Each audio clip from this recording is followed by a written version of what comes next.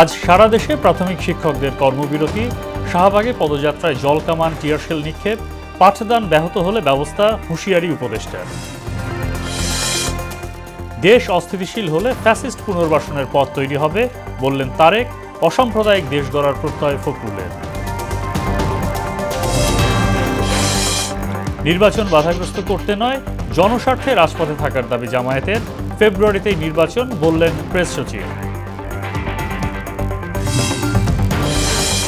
এবং ত্রয়োদশ জাতীয় সংসদ নির্বাচনকে সামনে রেখে ইসির 23 কর্মকর্তাকে বদলি, প্রজ্ঞাপন জারি।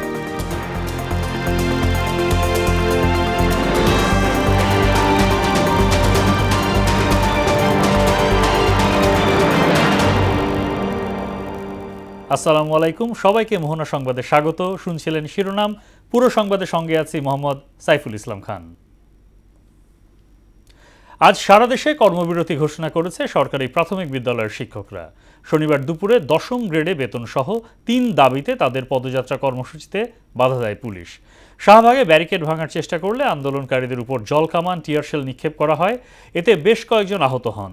দাবি আদায় না হওয়া পর্যন্ত আন্দোলন চালিয়ে যাওয়ার হুঁশিয়ারি দেন শিক্ষকরা।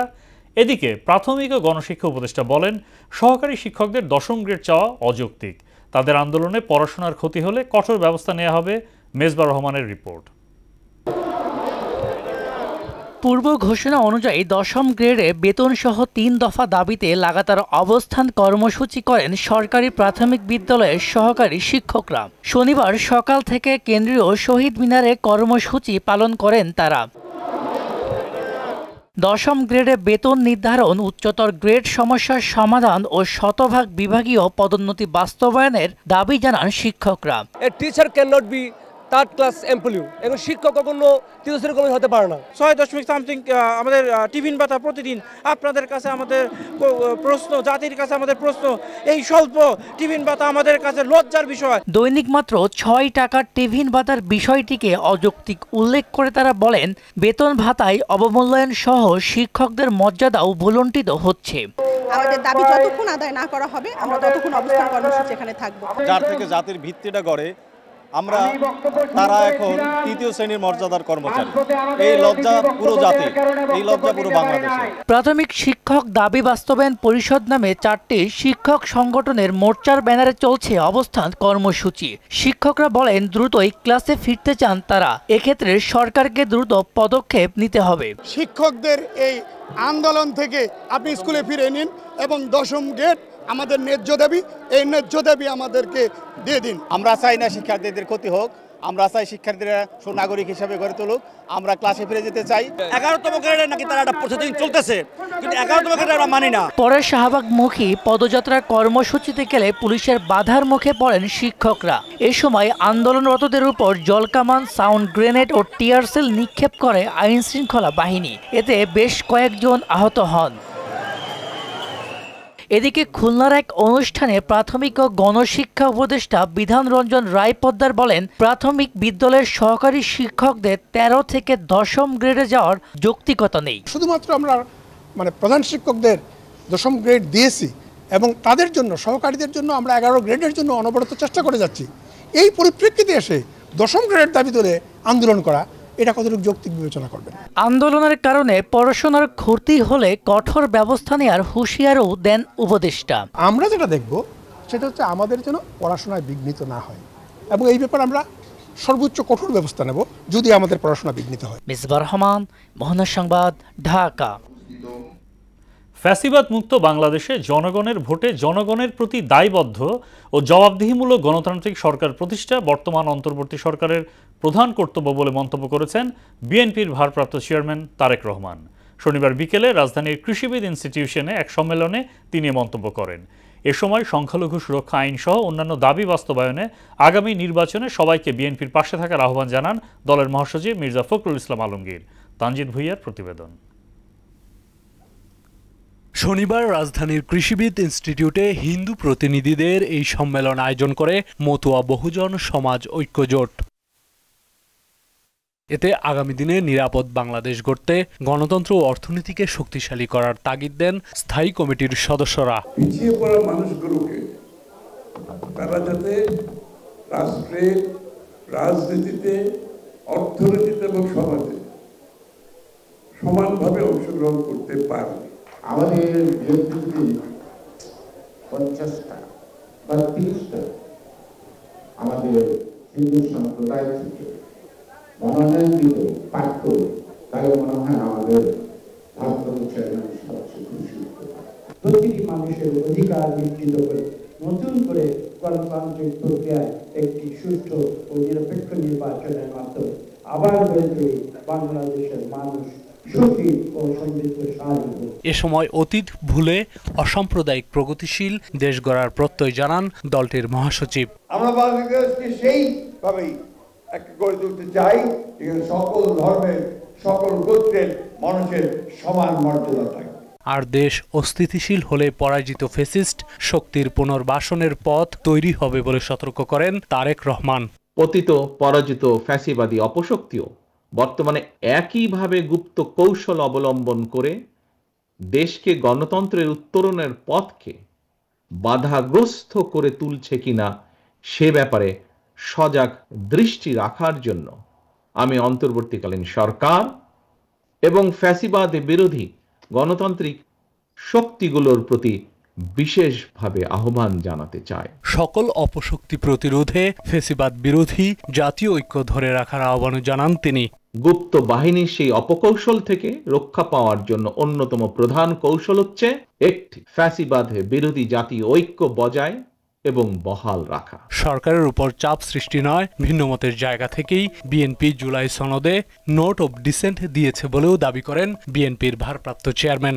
জনগণের প্রতি দায়বদ্ধ, জনগণের কাছে জবাবদিহিমূলক একটি গণতান্ত্রিক সরকার প্রতিষ্ঠাই বর্তমান অন্তর্বর্তীকালীন সরকারের অন্যতম প্রধান কর্তব্য।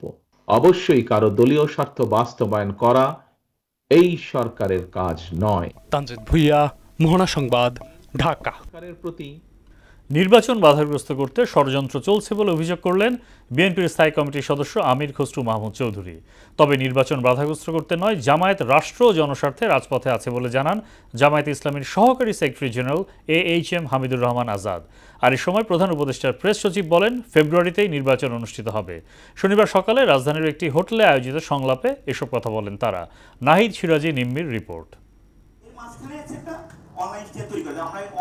জাতীয় সংসদ নির্বাচনকে সামনে রেখে ইশতেহারে নাগরিক প্রত্যাশার প্রতিফলন বিষয়ে সংলাপের আয়োজন করা হয়। এতে অংশ নেন রাজনৈতিক দলের প্রতিনিধি, নির্বাচন বিশেষজ্ঞ, কূটনীতিক, উন্নয়ন সহযোগী এবং নাগরিক সমাজের প্রতিনিধিরা। অধিকাংশ ক্ষেত্রে এরপরে ইশতেহারের অঙ্গীকারগুলো, তারা যে প্রমিসগুলো করলেন, তারা যে কমিটমেন্ট করলেন, তারা যে উন্নয়নের তারা যে কথাগুলো বললেন, এটার জবাবদিহিতার বিধানটা কি? আলোচনায় বিএনপির স্থায়ী কমিটির সদস্য আমির খসরু মাহমুদ চৌধুরী অভিযোগ করেন, রাজনীতিকে সাংঘর্ষিক অবস্থার দিকে নিয়ে নির্বাচন বিলম্বিত করার ষড়যন্ত্র চলছে। কোথায় কোথায় আপনি রাস্তায় যাবেন, এখন অন্য দল যদি আবার তার প্রতিবাদে আবার রাস্তায় যায় তাহলে কি হবে? সংঘর্ষ হবে না? এখানে অত্যন্ত সতর্ক থাকতে হবে। নির্বাচনকে বাধাগ্রস্ত করার যে এগুলোর সাথে অনেকে লিঙ্ক করতে পারে। এদিকে জুলাই সনদ বাস্তবায়নে জামায়াত রাজপথে আছে, নির্বাচন বাধাগ্রস্ত করার উদ্দেশ্য নেই বলে জানান জামায়াতের সহকারী সেক্রেটারি জেনারেল। আমরা তো মাঠে তো জুলাই সনদ তৈরি কালেই ছিলাম, আমরা কিন্তু হঠাৎ করে আসি নাই, 4 মাস ধরেই আমরা কিন্তু আছি। কেন আছি? আমরা তো ডায়লগে ছিলাম, যেমন আমরা আমাদের ডেমোক্রেটিক কালচারের মধ্যে যেটা আছে, পার্লামেন্টও আমরা যাই, আলোচনা করি, ওয়ার্কআউট করি, আবার পার্লামেন্টে যাই, আবার রাজপথেও আসি। এ সময় প্রধান উপদেষ্টার প্রেস সেক্রেটারি শফিকুল আলম বলেন, সরকার ঘোষিত সময়ে নির্বাচন হবে। পুরো ক্যাবিনেট, পুরো উপদেষ্টা পরিষদ, চিফ অ্যাডভাইজার সবাই এইটার জন্য আমি বলবো যে রাত দিন কাজ করছেন। ইলেকশন ঠিক টাইমে একদম ফেব্রুয়ারির প্রথমার্ধে হবে। সুষ্ঠু নির্বাচনের পরিবেশ তৈরিতে সরকার সচেষ্ট বলেও জানান প্রধান উপদেষ্টার প্রেস সচিব। নিশ্চিত থাকেন যে একটা সুন্দর ইলেকশন বাংলাদেশে আসছে। নাহিদ সিরাজি নিম্মি, মোহনা সংবাদ, ঢাকা। ত্রয়োদশ জাতীয় সংসদ নির্বাচনকে সামনে রেখে একযোগে 23 কর্মকর্তাকে বদলি করেছে নির্বাচন কমিশন ইসি। শনিবার ইসির জনবল ব্যবস্থাপনা শাখা থেকে এ বিষয়ে 2টি প্রজ্ঞাপন জারি করা হয়েছে। প্রজ্ঞাপনে বলা হয়, পরবর্তী নির্দেশ না দেওয়া পর্যন্ত 21 নির্বাচন কর্মকর্তা ও 2 জন উপজেলা নির্বাচন কর্মকর্তাকে বিভিন্ন উপজেলায় বদলি বা পদায়ন করা হয়। বদলি করা 23 নির্বাচন কর্মকর্তাদের মধ্যে একটি প্রজ্ঞাপনে ব্রাহ্মণবাড়ির আখাউড়া উপজেলা নির্বাচন কর্মকর্তা মোহাম্মদ হারুন মোল্লাকে নারায়ণগঞ্জ জেলা নির্বাচন হিসাবে নির্বাচন কর্মকর্তা হিসেবে পদায়ন করা হয়। এছাড়া যশোরের বাঘারপাড়া উপজেলা নির্বাচন কর্মকর্তা মোহাম্মদ মেহেদী হাসানকে খুলনার দৌলতপুর থানা নির্বাচন অফিসে বদলি করা হয়। জনগণের অধিকার প্রতিষ্ঠায় বৈষম্য বিরোধী আইন তৈরি অপরিহার্য বলে মত দিয়েছেন সিপিডির সম্মাননীয় ফেলো দেবপ্রিয় ভট্টাচার্য। শনিবার দুপুরে আন্তর্জাতিক চীন মৈত্রী সম্মেলন কেন্দ্রে নাগরিক প্ল্যাটফর্ম আয়োজিত আলোচনা সভায় তিনি এমন মত দেন। আর অন্তর্বর্তী সরকারের মেয়াদে আইনটি বাস্তবায়নের উদ্যোগ নেওয়ার তাগিদ দিলেন অংশীজনরা। এমআর আসাদের রিপোর্ট। আলোচনা শুরু করব, আমি আবার মঞ্চে ফিরে আসবো। বৈষম্য বিরোধী আইন তৈরিতে জনসচেতনতার সৃষ্টি ও নাগরিকদের মতামত পর্যালোচনা বিষয়ে আলোচনা সভার আয়োজন করে নাগরিক প্ল্যাটফর্ম। সভায় বক্তারা আইনটির পক্ষে বিপক্ষে মতামত দেন। নারী বিষয়ক কমিশন গঠন করার সুপারিশ দেওয়া হয়েছে, যেটা আমার কাছে মনে হয় যে বৈষম্য বিরোধী আইন যদি প্রবর্তিত হয় একটাকে রিইনফোর্স করবে। যদি 5 ঘন্টা কর্মঘণ্টা হয় তাহলে আমাকে কেন কোনো ফার্ম হায়ার করবে? তারা তো ঠিক সেম ওয়ে যে 8 ঘন্টায় একজন পুরুষকে পাচ্ছে। রাজনৈতিক বিভাজনের সুষ্ঠু সমাধানেও এই আইন ভূমিকা রাখবে জানিয়ে আলোচকরা বলেন, জাতীয় নির্বাচনের আগেই এর কাজ শুরু করা প্রয়োজন। তার সরকার যদি বৈষম্যবিরোধী আইনটা না করে যায়, আমি মনে করি তার কর্মের মধ্যে, তার টোল কার্যক্রমের মধ্যে একটা অসম্পূর্ণ থেকে যাবে। জামাত না বিএনপি, বিএনপি না এনসিপি, এনসিপি না জাতীয় পার্টি, জাতীয় পার্টি না জাসদ না কমিউনিস্ট পার্টি, এই হিসাবগুলো এই বিভেদের যে সীমারেখা, সমস্ত সীমারেখাকে অতিক্রম করে আমার সোশ্যাল ফ্যাব্রিককে নষ্ট করেছে এবং বাংলাদেশকে একটি অন্ধকারের দিকে ঠেলে দেওয়ার ব্যবস্থা করা হয়েছে। জনগণের সাংবিধানিক অধিকার সমুন্নত করতে আইন তৈরি অপরিহার্য বলে মত দেন সিপিডি ফেলো দেবপ্রিয় ভট্টাচার্য। নাগরিকের অধিকারকে নিশ্চিত না করে এই সংস্কার করা কোনোভাবে সম্ভব না। এখন এই মুহূর্তে যে আইনটি করার ক্ষেত্রে নাগরিকদের পক্ষ থেকে আমরা দাবি উত্থাপন করছি, সেটা হলো একটি সর্বজনীন আইন করা, যেটার মাধ্যমে বাংলাদেশের বিভিন্ন ধরনের যে বৈষম্য আছে, জাতি গোষ্ঠী নির্বিশেষে, বয়স এবং স্থান নির্বিশেষে, সেগুলিকে মোকাবেলা করা সম্ভব হয় আইনের শাসনের মাধ্যমে। চলমান সংস্কার প্রক্রিয়ার মাধ্যমে এই আইনের রূপরেখা প্রস্তুত করার পরামর্শ দেন তিনি। এইটি সময় যে একটি বৈষম্য বিরোধী সামগ্রিক আইন যাতে আমরা গড়ে তুলতে পারি। এমআর আসাদ, মোহনা সংবাদ, ঢাকা। সেটা হলো যে পেঁয়াজের লাগামহীন দামে ক্ষুব্ধ ক্রেতা। কৃষকের ঘরে পেঁয়াজ না থাকায় নভেম্বর ডিসেম্বরে পেঁয়াজের সংকট তৈরি হয়। এ সুযোগে ইচ্ছে মতো বাজার নিয়ন্ত্রণ করেন মজুতদাররা। তাই সমস্যা সমাধানে পর্যাপ্ত হিমাগার তৈরি এবং বছর জুড়ে চাষাবাদের তাগিদ দিয়েছেন কৃষি গবেষকরা। আরও জানাচ্ছেন উষা ফেরদৌস।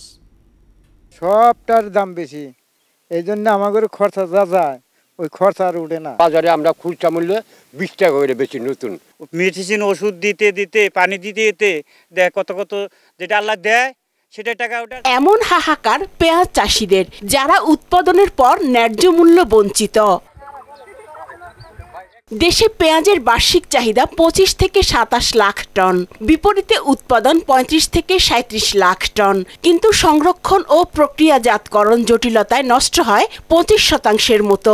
এতে করে ঘাটতি থাকে প্রায় 7 লাখ টন পেঁয়াজ, যা আমদানি করতে হয়। বাজার যারা মনিটরিং করে, বাণিজ্য মন্ত্রণালয়, এদের দায় সরে, এরা কোনো কিছু জানে না।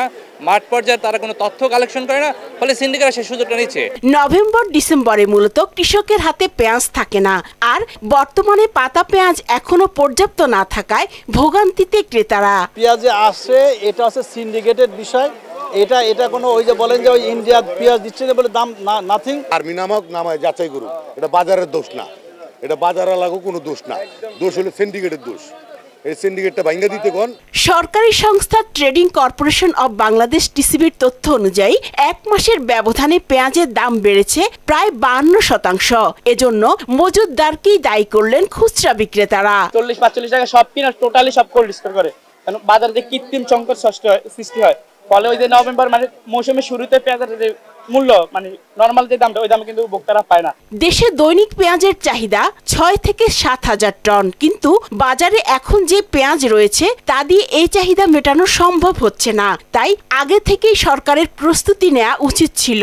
আমরা প্রতি বছরই জানি যে নভেম্বর ডিসেম্বর মাসে আমাদের পেঁয়াজের দাম বেড়ে যায়, কারণ হচ্ছে আমাদের পেঁয়াজ আসে হচ্ছে জানুয়ারি ফেব্রুয়ারি মাসে। তাহলে নভেম্বর ডিসেম্বর মাসে পেঁয়াজ আনার জন্য এখন কেন ইম্পোর্ট করতে হবে? আমরা কেন আগে থেকে প্ল্যান করলাম না? আমাদের দেশে যে পেঁয়াজ উৎপাদন হয় সেই সবগুলো দিয়ে কিন্তু সারা বছর খাওয়া যেত। শুধুমাত্র কোল্ড স্টোরেজের অভাবে আমরা এটা রাখতে পারি না, তাই খেয়ে ফেলি অথবা পচে যায়, নষ্ট হয়ে যায়। কৃষক কিন্তু প্রচুর খরচ করে, কিন্তু সেই দাম পায় না বলে আগ্রহ হারিয়ে ফেলছে। তার জন্য বিদেশ থেকে প্রচুর পরিমাণে আমাদের পেঁয়াজ আসতেছে এবং এটা নিয়ন্ত্রণ করতেছে একটা সিন্ডিকেট। গ্রীষ্মকালীন পেঁয়াজ উৎপাদনে আরো মনোযোগী হওয়ার পরামর্শ দেন এই কৃষিবিদ। হয় আমাদের উৎপাদন করতে হবে, নাহলে ইম্পোর্ট করতে হবে। ইম্পোর্ট করার জন্য যদি ইম্পোর্ট করতেই হয়, সেটাকে সিন্ডিকেটটাকে আমরা ভেঙে দিই। উষা ফেরদৌস, মোহনা সংবাদ, ঢাকা। দেশের অর্থনীতির প্রাণ চট্টগ্রাম, আর চট্টগ্রাম বন্দর গর্বের প্রতীক। কিন্তু সেই প্রাণ এখন হুমকির মুখে। বিদেশি কোম্পানির হাতে বন্দর হস্তান্তরের উদ্যোগকে কেন্দ্র করে চট্টগ্রামের মানুষ ক্ষুব্ধ। মানববন্ধন, মশাল মিছিল এবং গণ অনশনের মাধ্যমে তারা এই সিদ্ধান্তের প্রতিবাদে সরব হয়েছেন। রিয়াজউদ্দিনের প্রতিবেদনে জানাচ্ছেন তাহসিন তারিন। বন্দর বিদেশিদের হাতে নয়, ব্যানার নিয়ে সকাল থেকেই চট্টগ্রাম প্রেস ক্লাবের সামনে শ্রমিকদের স্লোগান, কণ্ঠে যেন বন্দরেরই আর্তনাদ। বাংলাদেশ শ্রমিক কল্যাণ ফেডারেশন চট্টগ্রাম মহানগর শাখার মানববন্ধনে শত শত শ্রমিক একসাথে দাবি জানিয়েছেন, বন্দরের নিয়ন্ত্রণ দেশের হাতেই থাকবে। বন্দর রক্ষা পরিষদ মশাল মিছিলে বন্দরনগরী হয়ে ওঠে প্রতিবাদের কেন্দ্র। এর আগে দিনভর অনশনের মাধ্যমে প্রতিবাদ জানায় শ্রমিক কর্মচারী ঐক্য পরিষদ ও সুশীল সমাজ। বন্দর যদি কোনো অপারেটরকে বাইরে দিতে হয়, বৈধ প্রক্রিয়ায় আন্তর্জাতিক টেন্ডার আহ্বান করবেন। এখান থেকে হাজার হাজার কোটি টাকা অবৈধভাবে লুটপাট করে বিদেশে পাচার করতেছে। বর্তমান অন্তর্বর্তী সরকার তার যে বিদেশি প্রভুর এজেন্ডা বাস্তবায়ন সহ তার যে কিংস পার্টির অর্থায়নের জন্য এই কাজটি অন্যভাবে করছে, এটা দেশদ্রোহিতার শামিল।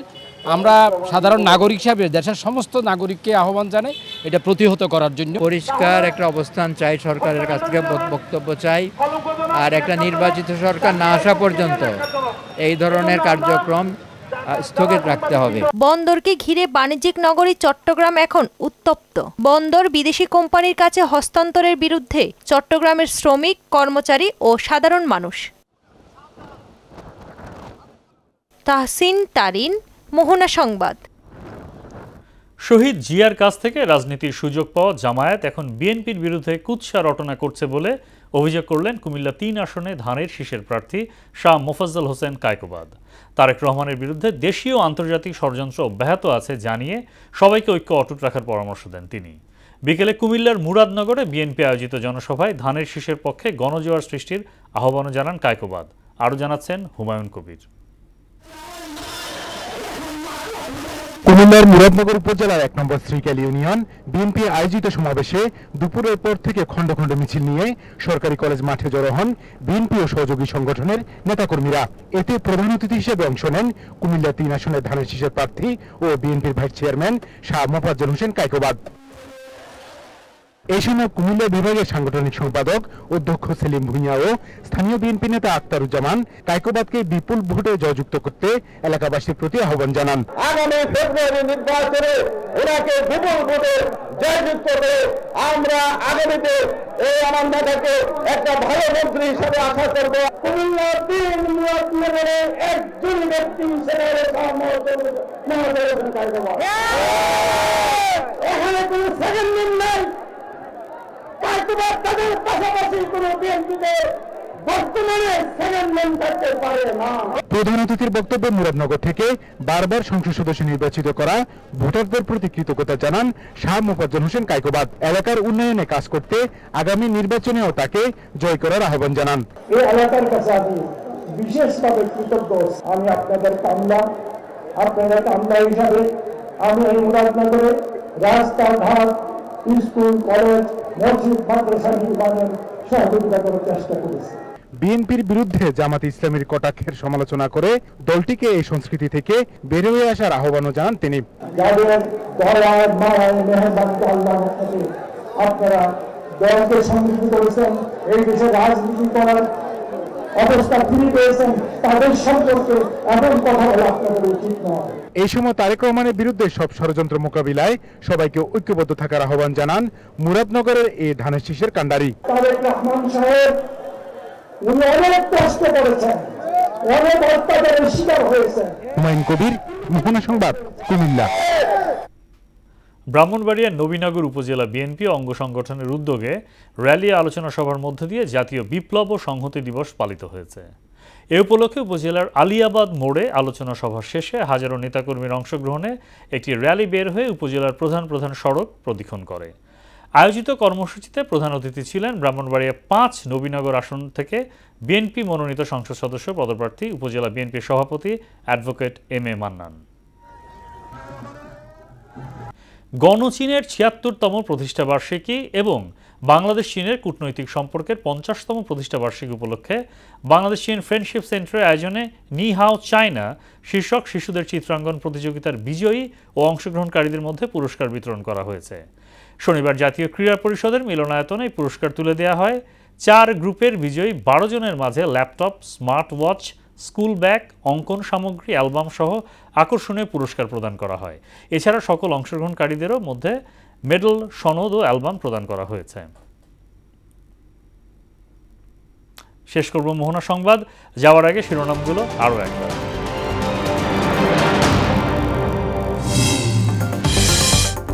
আজ সারা দেশে প্রাথমিক শিক্ষকদের কর্মবিরতি, শাহবাগে পদযাত্রায় জলকামান, টিয়ারশেল নিক্ষেপ, পাঠদান ব্যাহত হলে ব্যবস্থা, হুঁশিয়ারি উপদেষ্টা।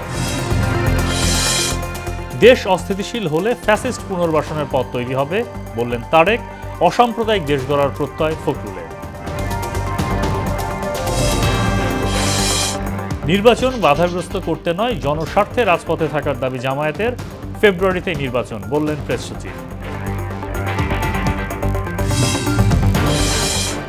এবং ত্রয়োদশ জাতীয় সংসদ নির্বাচনকে সামনে রেখে ইসির ২৩ কর্মকর্তাকে বদলি, প্রজ্ঞাপন জারি।